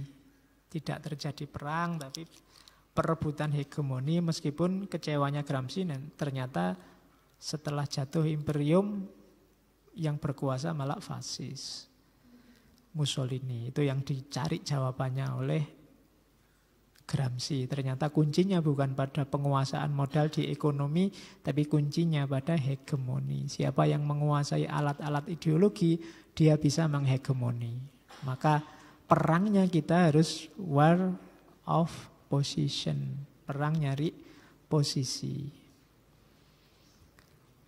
Terus sekarang ada katarsis. Katarsis ini proses transformasi ketika mau ganti ideologi dalam hegemoni, dalam perjuangan melawan hegemoni. Jadi katarsis itu dimensi batinnya. Kalau tadi kan perjuangan melawan hegemoni dimensi luarnya, ada yang position, ada yang movement. Tapi batinnya ada proses namanya katarsis. Dengan definisi yang berbeda. Biasanya kan kita mengartikan katarsis itu untuk pelampiasan. Sebagai katarsis. Ngaji ini katarsis Pak, pelampiasan. Di kampus sumpek Pak, di sini santai ada minumnya misalnya. Nah, itu namanya katarsis. Tapi kalau di Gramsci katarsis ini beda. Katarsis itu proses transformasi kesadaran yang harus dilalui. Jadi contohnya katarsis itu gini. Misalnya di situ ada contoh tukang becak. Tukang becak yang setorannya banyak. Padahal hasilnya tidak seberapa misalnya. Dan mereka tidak berani protes. Terus ada pendampingan, mungkin LSM, mungkin lembaga apa untuk menyadarkan mereka, ya proteslah kalian. Caranya protes itu gini loh. Nah, terus mereka manut protes. Nah, di protes yang pertama ini mereka protes tapi mereka tidak paham benar kenapa mereka harus protes. Lama-lama mereka sadar sendiri. Mungkin karena sudah mengalami pendidikan lama, dididik semakin lama semakin sadar, loh aku itu memang harus protes demi masa depan, demi tidak cuma mikir diriku sekarang sih cukup cuma buat makan lah anak-anakku besok. Lama-lama kesadaran sendiri, lama-lama tidak ada yang nyuruh mereka protes sendiri. Nah, ini katarsis. Nanti protes ini tidak cuma dilakukan oleh tukang becak saja, akhirnya kelompok buruh yang lain, mungkin tukang ojek online juga ikut sadar, loh ya setoranku kok tinggi juga. Protes juga lama-lama muncul kesadaran masif. Ini namanya proses transformasi.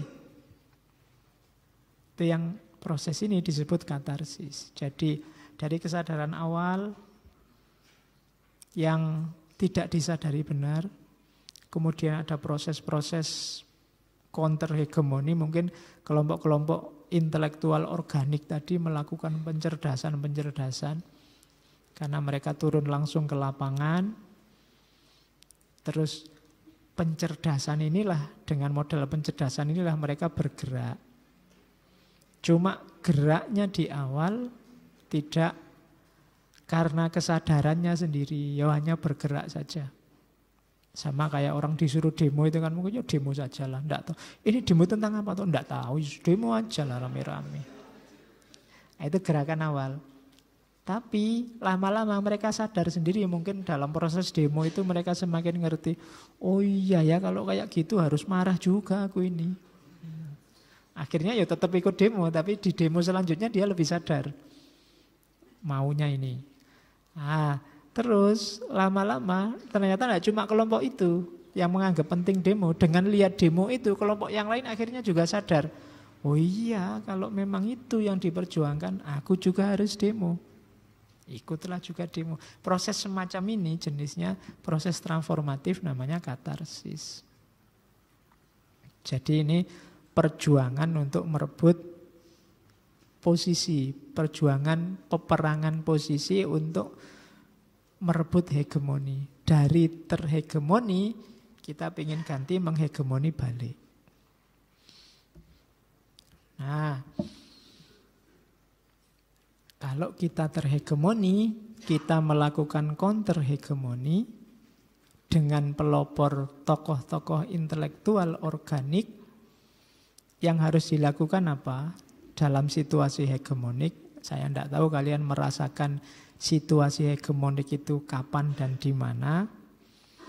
Yang pertama, kalau kalian merasakan ada yang ingin menghegemoni, apalagi ada yang ingin mendominasi, bertahanlah, resist. Bertahan untuk tidak begitu saja menelan konsep yang kelihatannya bagus, yang seolah-olah bagus, yang berbeda dengan keyakinan kita selama ini. Karena sering-sering tidak sadar kita meninggalkan yang lama, tiba-tiba dihegemoni oleh konsep baru. Sementara semuanya belum jelas, bertahan dulu. Dalam masa bertahan ini ya ada baiknya belajar, menggali informasi. Jangan kesusu komentar.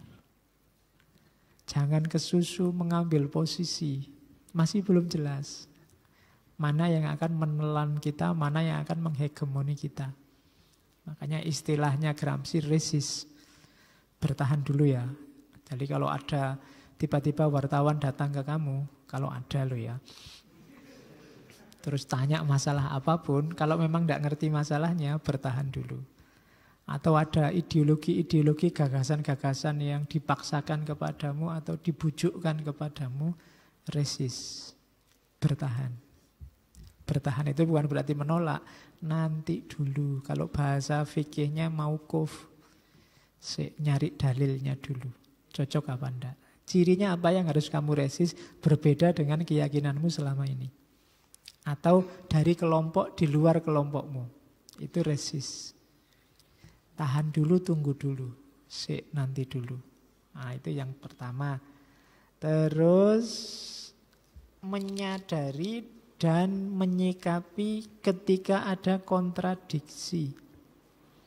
Kalau ada pandangan-pandangan yang kontradiktif. Kontradiktif dengan apa? Kontradiksi dengan kenyataan hidupmu. Sadari itu dan bersikaplah. Ya tadi kalau belum jelas bertahan dulu. Ini bilangnya begini, tapi hidup saya begini ya. Misalnya bilangnya kita ini adil makmur sejahtera gemari paro jinawi. Lah kok aku sumpek gini.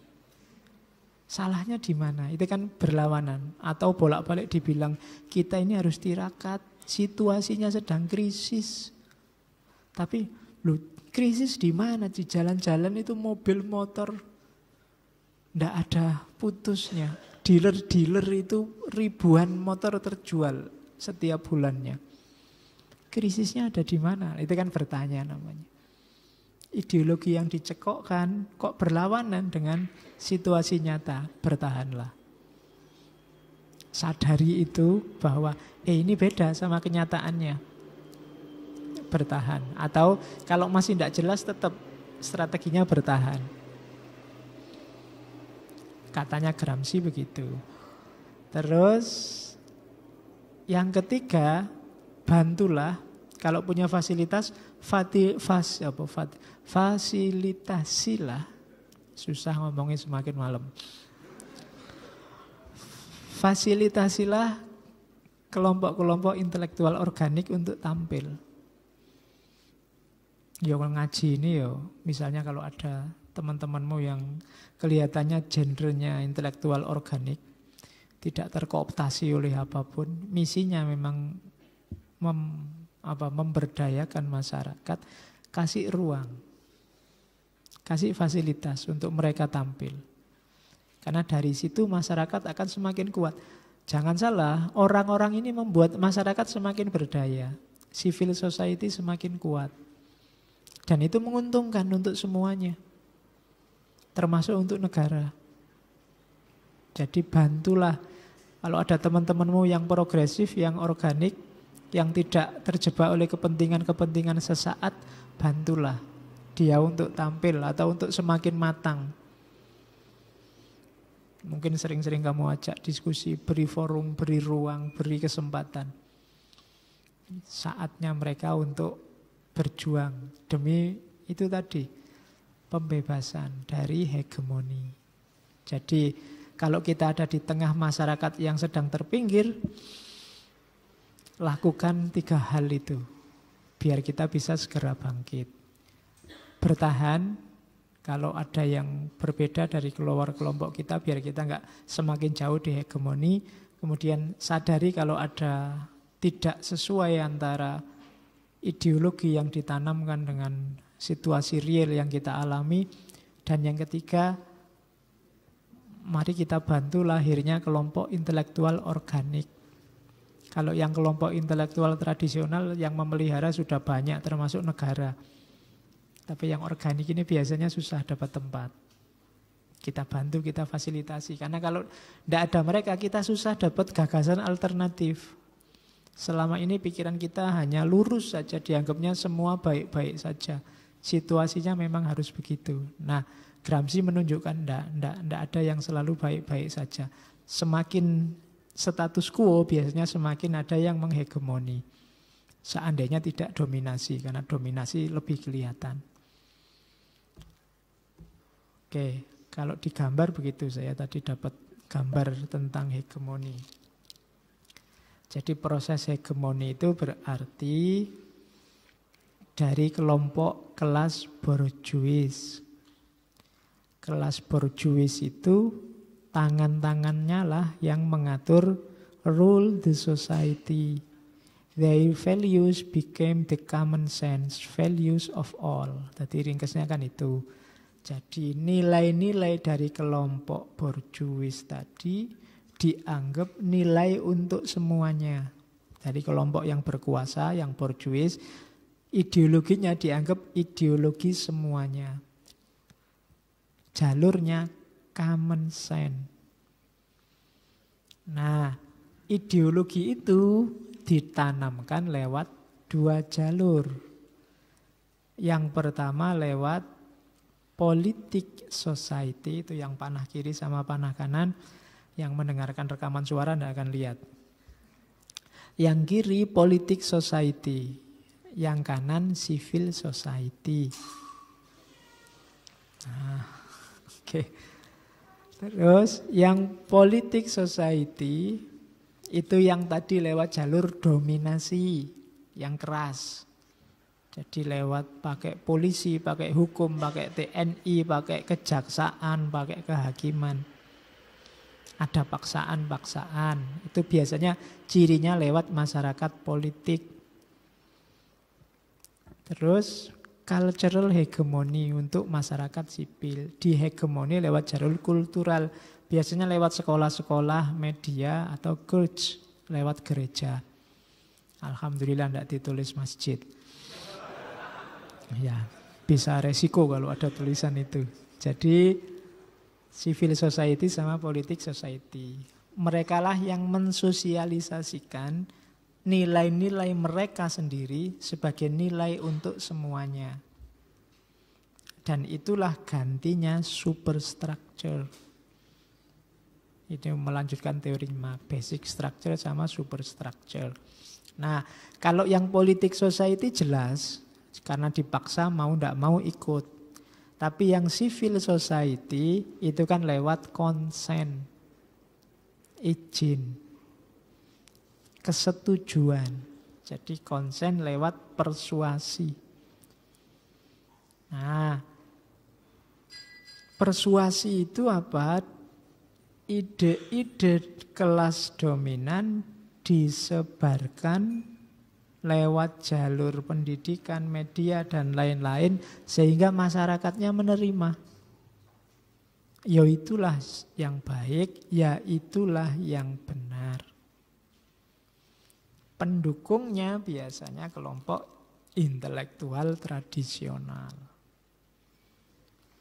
Nah, ideologi hegemonik tadi pada akhirnya akan berhadapan dengan kelompok intelektual organik. Kelompok intelektual organik inilah yang nantinya akan melahirkan ideologi-ideologi tandingan. Membebaskan masyarakat dari hegemoni status quo kelas borjuis. Mereka lah nanti yang melakukan proyek penyadaran pada masyarakat sehingga masyarakat tergerak dan melakukan counter hegemoni. Jadi ringkesnya ngaji malam ini itu. Jadi kelas borjuis yang menghegemoni melakukan sosialisasi hegemonik lewat dua jalur. Lewat jalur politik, dominasi yang sifatnya pemaksaan, yang mau tidak mau harus diikuti, kalau tidak diikuti berhadapan dengan aparat, atau lewat jalur civil society, disadarkan lewat pendidikan, lewat media, dan lain-lain, sehingga masyarakat menyepakati setuju dengan ideologi itu. Dan nanti akan berhadapan dengan intelektual organik. Jadi ringkesnya itu saya ngomong 2 jam, sebenarnya tadi ini aja selesai. Oke. Capek-capek ya daripada gitu. Oke, kalimat terakhir dari Gramsci. The crisis consists precisely in the fact that the old is dying and the new cannot be born. In this interregnum, a great variety of morbid symptoms appear. Nah, katanya Gramsci, krisis itu isinya, tepatnya adalah fakta ketika yang lama sedang sekarat dan yang baru tidak lahir-lahir, tidak bisa dilahirkan. Jadi kalau ada Indonesia ini sedang krisis loh. Itu sebenarnya yang lama krisis itu, yang lama sistem lama sudah jelek, sudah sekarat, sudah waktunya diganti. Cuma gantinya belum ada. Itu alamat sudah chaos sudah di tengah masyarakat. Jadi Indonesia itu kan kita masih sering menyebutnya masih dalam situasi krisis. Mulai tahun 98. Itu berarti mulai 98 sampai hari ini sistem lama rusak, jelek, sekarat, yang baru nggak lahir-lahir. Itu kan berarti kayak orang melahirkan itu sudah lama nggak lahir-lahir. Padahal sudah waktunya lahir, tapi nggak keluar-keluar. Itu kan krisis luar biasa sudah. Harus panik semuanya. Cuma yang dilihat oleh Gramsci bukan itu. In this interregnum, dalam fase transisi ini, hati-hati, a great variety of morbid symptom appears. Beragam gejala mengerikan akan muncul. Jadi proses transisi itu jangan kaget kalau kalian melihat banyak hal-hal mengerikan lahir. Ya, Indonesia akan mengalami itu toh. Dari penjajahan menuju kemerdekaan, ya berdarah-darah. Dari orde lama ke orde baru, berdarah-darah. Orde baru ke transformasi juga berdarah-darah. Indonesia memang tanah tumpah darahku. Isinya selalu berdarah-darah. Karena memang katanya Gramsci, ya begitu memang perubahan itu, krisis itu. Jadi kalau bisa proses pembaruan itu dipercepat. Biar tidak terlalu lama kita dalam krisis. Biar tidak banyak lagi muncul morbid symptoms. Jadi simptom-simptom, gejala-gejala mengerikan dalam kehidupan masyarakat. Harus segera stabil. Syukur-syukur jalurnya lewat bukan lagi dominasi, tapi paling tidak lewat jalur hegemoni, pertarungan memperebutkan ideologi lewat jalur wacana yang sehat. Kuncinya tetap satu, masyarakat sipil harus kuat. Kalau masyarakat sipilnya lemah, dalam situasi apapun kita tetap akan sengsara. Jadi masyarakat sipil itu ya kita, tidak usah nyari kemana-mana. Tidak usah nyari orang miskin di desa-desa itu ya Pak. Tidak, ya kalian itu sudah masyarakat sipil. Karena lawannya masyarakat sipil kalau di Gramsci, masyarakat politik. Kita kan bukan masyarakat politik, meskipun punya hak pilih nyoblos kalau KTP-nya sudah jadi. Kalau belum jadi ya enggak. Jadi kita masyarakat sipil, maka kita harus kuat. Kita harus berdaya. Syukur-syukur kalian bisa jadi aktornya, aktor pemberdayaan masyarakat. Dengan cara apa? Menjadi intelektual organik. Bukan intelektual tukang, intelektual pesenan, intelektual partisan. Yang hanya melanggengkan status quo atau memihak kepentingan kelompok tertentu. Oke. Alhamdulillah, Gramsci selesai. Ya. Semoga 2 jam ini kalian tidak merasa terdominasi atau terhegemoni. Terpaksa duduk di sini. Oke. Minggu depan kita lanjutkan ke tokoh terakhir yang masih berbau ideologi, kritik ideologi. Kita ketemu Louis Althusser. Saya akhiri sekian, kurang lebihnya mohon maaf. Wallahul muwaffiq, wallahu a'lam bissawab. Wassalamualaikum warahmatullahi wabarakatuh.